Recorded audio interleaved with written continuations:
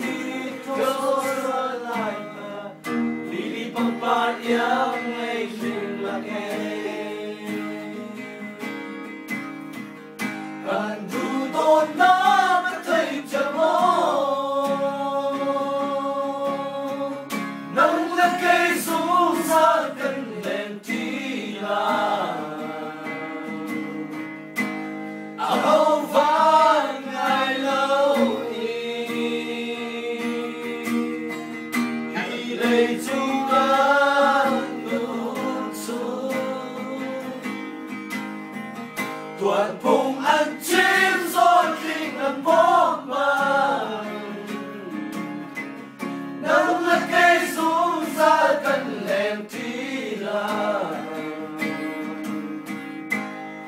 không phải ngày lâu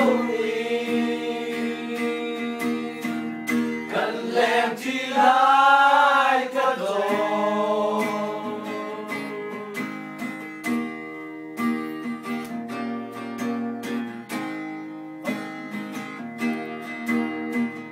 và lòng đi trôi xuân lại tìm lili pampariang ngay tình là tingin sa mga tunaw na kain, lilipang patyang ngayong laki. Kanduto na natay siya mo, manglagay sa kanlem tila. Ahow vang ai lâu lấy chúng ta luôn sống toàn buồng ăn chín rồi tình làm bóng vàng